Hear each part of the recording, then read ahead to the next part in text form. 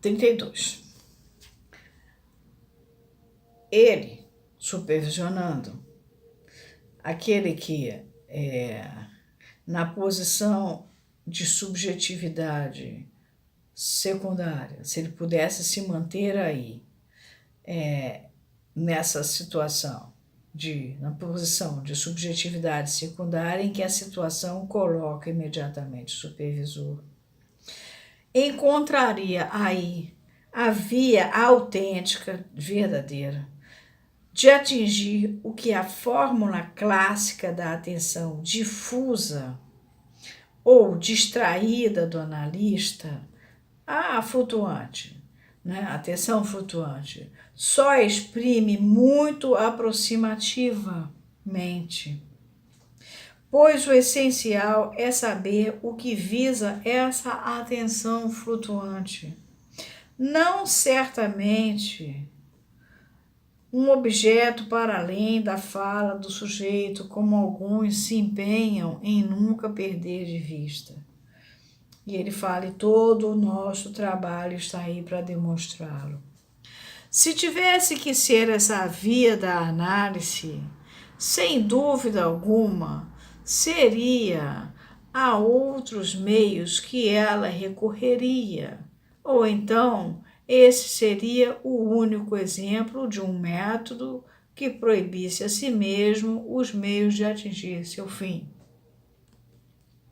O único objeto que está ao alcance do analista é a relação imaginária que o liga ao sujeito com o eu, moi.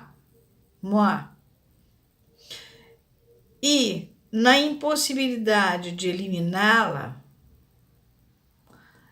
é-lhe impossível servir-se dela para regular o afluxo de seus ouvidos, segundo o uso que a fisiologia, de acordo com o Evangelho, mostra ser normal fazer, ouvidos para não ouvir, ou dito de outra maneira, para fazer a detecção do que deve ser ouvido, pois não existem outros, nem terceiro nem quarto ouvidos para uma transaudição que se pretenderia direta do inconsciente pelo inconsciente.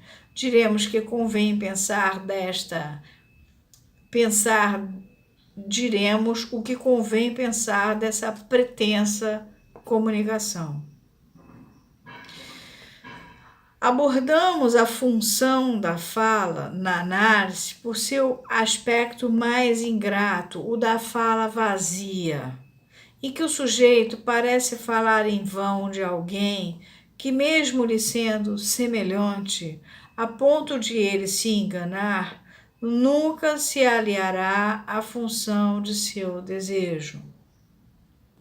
Mesmo que ele esteja metendo pau na sogra dele, está na fala vazia. Aí mostramos a fonte da depreciação, da perda de valor crescente de que a fala tem sido objeto na teoria e na técnica.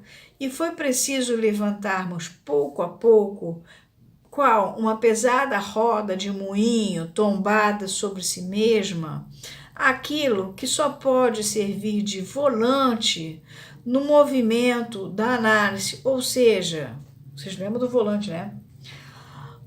Os fatores psicofisiológicos individuais que, na realidade, são excluídos de sua dialética.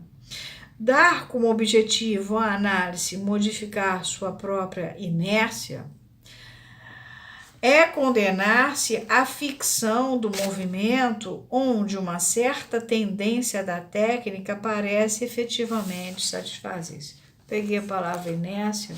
Inércia você usa normalmente sem ação nem atividade, mas é ausência de reação, falta de mobilidade e estagnação. Na física, ela é matéria que oferece resistência à aceleração. E na química é a particularidade das substâncias que não reagem quando estão em contato com outras. E do antigo significa que não possui nem demonstra habilidade, que tem falta de aptidão.